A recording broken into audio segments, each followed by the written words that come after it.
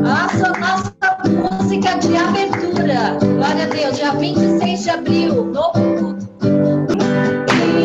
Graças ao Senhor, pois seu amor dura para sempre, para sempre, para sempre, para sempre. Senhor, nós te agradecemos por mais uma oportunidade que temos de estarmos juntos, de estarmos reunidos, e nós estamos reunidos em nome de Jesus. E pedimos a tua bênção sobre nós nesses momentos que estaremos juntos. Que o teu Espírito fale ao coração de cada um, que a tua palavra possa estar nos instruindo, nos ensinando, e que possamos crescer no Senhor. Repreendemos o inimigo e todo o mal que ele traz com ele, ordenamos que saia e que sobre cada lar esteja a bênção do Senhor, em nome de Jesus. Amém. Que te louvo, meu coração, preparei a salvação, meu fogo e meu olhar, brilhando está a chama do Salvador. Aleluia, glória ao Senhor dos exércitos. Eu tenho um Deus que não vai deixar essa luta me matar, o desespero me tomar. Por mais pressão que seja a situação, o controle ainda está na palma de suas mãos. Diz que amado sou, sem que eu me sinta assim. Diz que forte sou quando há fraqueza em mim, e que seguro estou se frágil me sentir, que não estou só, pois eu pertenço a ti. Eu creio sim, que diz sobre mim. E ele diz para os discípulos, lá em João 16, 12 e 13, tenho ainda muito que lhes dizer, mas vocês não podem suportar agora. E tem muita coisa que Deus fala com a igreja, e a igreja não está preparada para ouvir, que são as pessoas. As pessoas não estão preparadas para ouvir. Tem crente que até ouve algumas coisas, mas não entende. Mas o Espírito Santo está aí e nos capacita a ouvir, a aprender, a entender. E eu quero falar um pouquinho para vocês hoje do Senhor e seu povo. Algumas coisas que aconteceram com Cristo, mas nós também participamos dessas coisas espiritualmente. E tem algumas coisas que nós fazemos como ações e somos participantes disso. Primeiro, ele morreu e nós também morremos com ele. Romanos capítulo 6, versículo 10 e 11. A palavra diz assim: porque morrendo, ele morreu para o pecado uma vez por todas, mas vivendo, vive para Deus. Da mesma forma, considerem-se mortos para o pecado, mas vivos para Deus em Cristo Jesus. Jesus morreu e nós morremos também com ele. Morremos para o quê? Morremos para o pecado. Porque quando nós recebemos Jesus como nosso Salvador, nós tomamos um novo rumo, nós recebemos uma nova mente e nós nos libertamos do pecado. A palavra fala que nós somos transportados do reino de trevas para o reino de luz. Então nós morremos para aquela vida de pecado que nós tínhamos. Não nos domina mais. Segundo, ele ressuscitou e nós com ele. Romanos capítulo 6, versículo 8 e 9. Diz assim: Ora, se morremos com Cristo, cremos que também com ele viveremos, melhor dizendo. Pois sabemos que, tendo sido ressuscitado dos mortos, Cristo não pode morrer outra vez. A morte não tem mais domínio sobre ele. Bom, então nós sabemos que ele morreu e cremos que com ele viveremos. Mas lá em Romanos 4, para a gente entender melhor, que ele ressuscitou e nós ressuscitamos com ele, Romanos capítulo 4, versículo 25, diz: ele foi entregue à morte por nossos pecados e ressuscitado para a nossa justificação. Quando morremos, fomos sepultados e ressuscitados com ele. E quando isso aconteceu? Lá em Colossenses 2:12, diz quando isso aconteceu. Isso aconteceu quando vocês foram sepultados com ele no batismo. E com ele foram ressuscitados mediante a fé no poder de Deus que o ressuscitou dentre os mortos. Então eu tenho uma ação que eu faço, e tudo isso que eu estou vendo que a Bíblia está falando e se aplica em mim, isso acontece realmente, é assim, e realmente acontece. Ele morreu, mas ressuscitou, e nós ressuscitamos com ele. O Senhor e o seu povo. Ele morreu e nós com ele. Romanos 6:11, que nós vimos, disse: considere-se mortos para o pecado, mas vivos para Deus. Segundo, ele ressuscitou e nós com ele. Com eles fomos ressuscitados mediante a fé no poder de Deus que o ressuscitou dentre os mortos. Colossenses 2:12, como nós vimos. Terceiro, ele está sentado nos lugares celestiais e nós com ele. Efésios, capítulo 1, versículo 20. Para a gente entender melhor, eu vou ler desde o 17. Efésios, capítulo 1, do verso 17 ao 19. Diz assim: peço que o Deus de nosso Senhor Jesus Cristo, glorioso Pai, lhes dê espírito de sabedoria e de revelação no pleno conhecimento dele, que é Cristo. Ora também, para que os olhos do coração de vocês sejam iluminados, a fim de que vocês conheçam a esperança para a qual ele os chamou, as riquezas da gloriosa herança dele nos santos. E só abrindo um parênteses aqui, a gente às vezes escuta louvores, hino, música, que fala de abrir o coração, abrir os olhos do coração, que é uma poesia, né? Olha a Bíblia nos trazendo a poesia. Da onde será que vem a inspiração dos cantores, daqueles que escrevem músicas? Abrindo para que os olhos dos corações de vocês sejam iluminados, a fim de que vocês conheçam a esperança para a qual ele os chamou, as riquezas da gloriosa herança dele nos santos e a incomparável grandeza do seu poder para conosco, o que cremos conforme a atuação da sua poderosa força. Esse poder ele exerceu em Cristo. Eu já estou no 20 agora, no versículo 20. Ressuscitando dos mortos e fazendo assentar à sua direita nas regiões celestiais. Então tá bem. Então Cristo ressuscitou pelo poder de Deus e se assentou nos lugares celestiais. Mas e nós? Quando que nós nos assentamos lá com ele? Efésios 2:6. Deus nos ressuscitou com Cristo e com ele nos fez assentar nos lugares celestiais em Cristo Jesus. Ele está sentado nos lugares celestiais e nós com ele. Tem muito cristão que não sabe disso.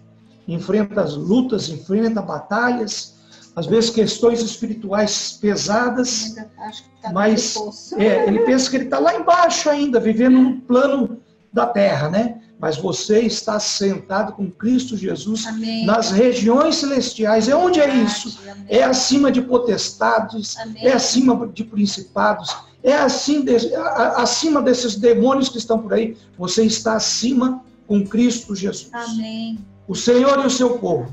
Ele morreu e nós também com ele.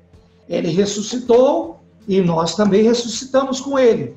Ele está assentado nos lugares celestiais e nós estamos assentados também nestes lugares celestiais com ele. Ele é perfeito e nós também através dele. Hebreus capítulo 5, versículo 9 diz assim: uma vez aperfeiçoado, tornou-se a fonte de eterna salvação para todos os que lhe obedecem. E lá em Hebreus 10, versículo 14, um pouquinho para frente, então ele é perfeito. Ele foi aperfeiçoado. Em Hebreus 10, capítulo 10, versículo 14, diz: Amém. Porque por meio de um único sacrifício, ele aperfeiçoou para sempre os que estão sendo santificados. Então nós estamos num processo de santificação. Ele está nos santificando a cada dia. A cada dia nós somos melhorados. A cada dia ele está trabalhando em nós. Quinto ponto. Ele é amado pelo Pai. Assim, nós também somos amados. Evangelho de João, capítulo 5, versículo 20. Diz assim: pois o Pai ama ao Filho e lhe mostra tudo o que faz. Assim, para a admiração de vocês, ele lhe mostrará obras maiores ainda do que estas. Jesus estava falando para eles, tinha gente admirada com o que Jesus estava fazendo, com milagres, com as coisas. E Jesus falou, olha, o Pai ama o Filho. Jesus estava falando, o Pai me ama. E vocês vão ver coisas maiores ainda do que estas. João 17, 23, um pouquinho para frente. Capítulo 17, versículo 23. Ele está falando para os discípulos, ele está orando para o Pai, pedindo por eles. Está pedindo pelo discípulo e está falando, eu neles e tu em mim. Está falando para o Pai, que eu esteja neles e tu em mim. Que eles sejam levados à plena unidade. Que todos sejam um. Para que o mundo saiba que tu me enviastes e os amaste como igualmente me amaste. Jesus está falando claramente que Deus te ama da mesma intensidade, da mesma forma que Deus amou Jesus e continua amando. Amém. Ele é amado pelo Pai e nós também. Amém. O Senhor e o seu povo, ele morreu e nós com ele. Ele ressuscitou e nós também com ele. Amém. Está sentado nos lugares celestiais e nós também estamos com ele. Ele é perfeito e nós também através dele. Ele é amado pelo Pai e nós também. Mais uma, hein? Ele aguarda por sua vitória completa e nós aguardamos a ele como o vitorioso. Amém. Hebreus capítulo 10. Hebreus capítulo 10, versículo 13. Jesus aguarda por sua vitória? Ele já não venceu? Ele já não é vencedor? Hebreus 10, 13 diz assim, daí em diante, ele está esperando até que os seus inimigos sejam colocados como estrado debaixo dos seus pés. Filipenses 3. Filipenses 3. Tem coisas que estão ainda para acontecer na história. Deus, ele é atemporal. Ele vê todas as coisas. Mas Cristo vem ainda subjugar o principado que reina nesse mundo, nesse século, e ele vai reinar ainda sobre essa terra durante 1000 anos como Senhor. Apocalipse nos mostra isso. Filipenses 3, 20 e 21 diz assim, a nossa cidadania, porém, está nos céus, de onde esperamos ansiosamente um Salvador, o Senhor Jesus Cristo, pelo poder que o capacita a colocar todas as coisas debaixo do seu domínio. Ele transformará os nossos corpos humilhados para serem semelhantes ao seu corpo glorioso.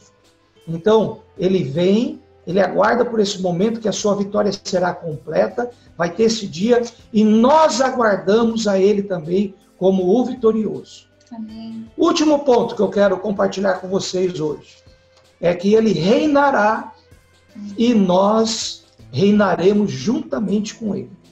1 Coríntios, capítulo 15, versículo 25 diz: pois é necessário que ele reine até que todos os seus inimigos sejam postos debaixo de seus pés.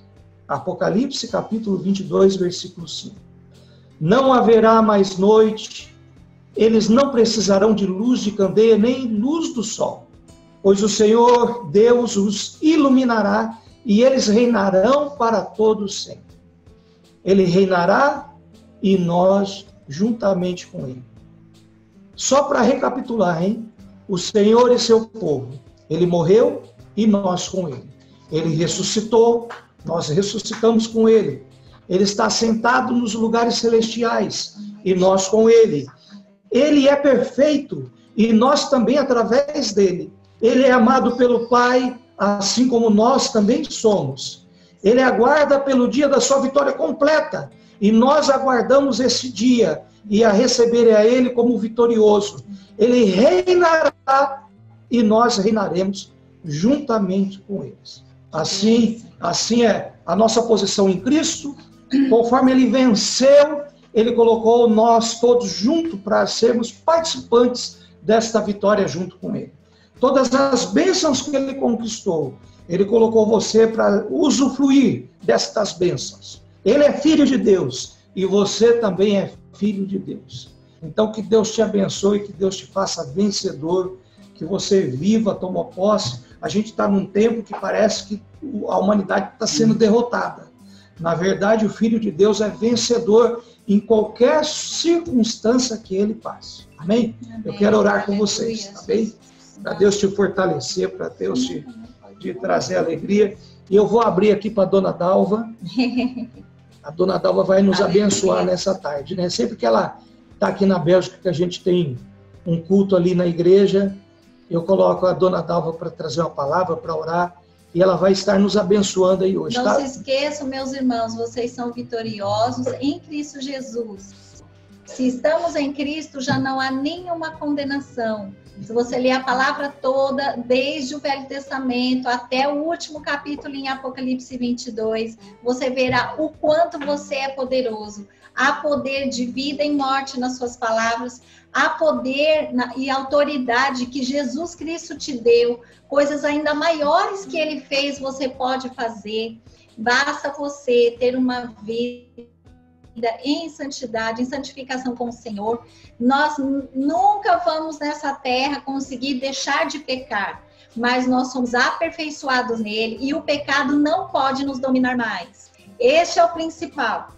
Nada mais na nossa vida pode nos dominar, nem a nossa vontade, nem o pecado, nada. Apenas aquele que morreu e ressuscitou por nós, que é Jesus. O resto, a gente faz a nossa parte, o resto é com Deus. Faça o melhor para o Senhor. Receba essa autoridade, não só receba, mas também use a autoridade que Deus deu para cada um de vocês. Nesses tempos difíceis, lembrem-se que vocês são luz e que vocês são sal. Não se lembrem das palavras antigas das pessoas que lhes colocaram para baixo, mas lembre-se das palavras de vitória e ânimo que o Senhor diz na sua palavra. Tenha bom ânimo, seja que ocupe na tua mente as palavras que te deem esperança, né? Tenha bom ânimo, seja forte, né? O Senhor te capacitou, lembre-se disso, amém? Amém. Missionária Dalva, faz uma oração aí para nós, abençoando a igreja. Glória a Deus. Nós te exaltamos, nós te louvamos, ó Pai. Nós te bendizemos porque te conhecemos. Conhecemos a tua graça, conhecemos o teu amor, conhecemos o teu poder, ó Pai. Conhecemos a tua palavra. A tua palavra é espada, Senhor. E a tua palavra, Senhor, é que traz vida, é a tua palavra que edifica, que constrói, Pai. Por isso precisamos ler a tua palavra, conhecer, Senhor amado. Quando a tua palavra diz: o Senhor é o meu pastor e nada me faltará, é nada mesmo, Senhor. Em toda a área da nossa vida, em todo tempo, em todo momento, a tua palavra, Senhor, está como uma espada, Senhor, nos livrando, nos libertando, trazendo, Senhor, a esperança desta vida nova. Pai amado, a tua palavra diz que nós não devemos andar, Senhor, nos nossos pensamentos, mas andar na nova vida, andar no Espírito, não satisfazer os desejos da nossa carne. Pai, nos ensina, liberta, Senhor. Quando cantamos, ó Pai, liberta, ó Deus, meu ser para te adorar. Ensina, Pai, tua igreja, ensina o teu povo te adorar, andar na tua presença em espírito e em verdade. Pai, porque não é somente, Pai, te conhecer e conhecer a história de Jesus, que nasceu e que morreu numa cruz pelos nossos pecados, é conhecer o Espírito, Pai, que quando o Senhor subiu, o Senhor disse: ficai em Jerusalém. É tempo de ficar agora dentro de casa, que esse tempo de ficar, Senhor, é tempo de buscar a tua face, é tempo de crescer espiritualmente, de conhecer Deus em espírito e em verdade, de ter comunhão e de aprender, Senhor, a te louvar e te adorar. Ensina, Pai, a tua igreja adorar o Senhor, ó Pai, reconhecendo o teu poder, reconhecendo a tua graça, porque a tua graça é melhor do que a vida. Senhor, também as tuas misericórdias em todo tempo, Pai, em todo tempo que precisamos da tua misericórdia, ela está presente, porque tu és o nosso Pai, tu és um Deus vivo, tu és o Deus que deu prova de amor, Senhor, morrendo ali no nosso lugar, pagando a nossa dívida de pecado, e por isso o Senhor nos fez livres para te servir e te adorar. Levanta a tua igreja, levanta o teu povo, Pai. Quando nós oramos, não oramos pela nossa cidade, nem pela nossa igreja, mas pelo mundo, Pai. Oh Deus, porque o Senhor diz que o Senhor deu a vida pelo mundo, para que todo aquele que crer no Senhor será salvo. Então, Senhor, nós oramos por salvação da humanidade, por quebrantamento nessa hora, que haja sinceridade em te buscar, Senhor, e que tu possas fazer algo novo em cada coração, em cada vida, colocando essa esperança e esse poder do alto, o poder, Senhor, de vencer qualquer tipo de tribulação. Nós confiamos em Ti, te agradecemos por esta palavra, Senhor, te agradecemos, ó Pai, por este culto, que o Senhor está em nós e que o Senhor vive em nós, e o Senhor é a nossa esperança. Nós te agradecemos no nome de Jesus. Senhor, que o Senhor vai dando esperança e renovando a fé da Tua igreja, em nome de Jesus. Amém. Amém, graças a Deus. Glória a Deus. Vou cantar mais um louvor com vocês. Nós estamos encerrando, eu já estou pronto para ir para o Havaí, ó.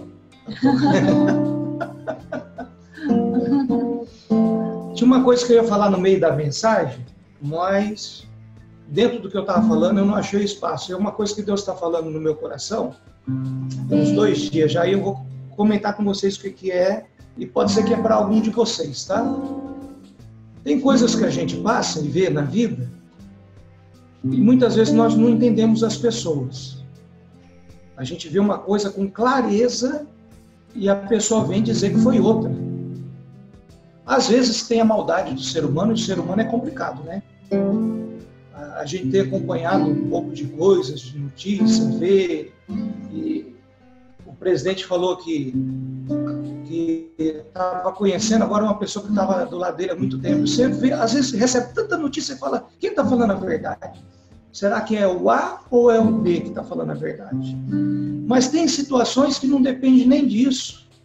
Tem situações que dependem da visão da pessoa, né? Quando você lê os evangelhos, Mateus, Marcos, João, Lucas, não andou com Cristo, não foi discípulo. Ele se converteu depois, era médico, mas ele escreveu o evangelho. Ele fez uma pesquisa com todos aqueles que andaram com Jesus, coletou as histórias, colocou em ordem cronológica, no tempo certo, e escreveu, né? Mas cada um deles, principalmente daqueles que estiveram com Jesus, Mateus, Marcos, João, você lê os livros, tem coisas diferentes, tem visão diferente. Parece que para um Jesus é tão ativo, para outro Jesus tem um poder tão grande. É a nossa visão. Cada pessoa, quando vê algo, ela relata e ela assimila as coisas de um jeito. É assim que funciona. E eu vou dar um exemplo para vocês, que talvez vai te ajudar, né? A entender o que eu estou querendo dizer. 3 pessoas foram dormir em um hotel.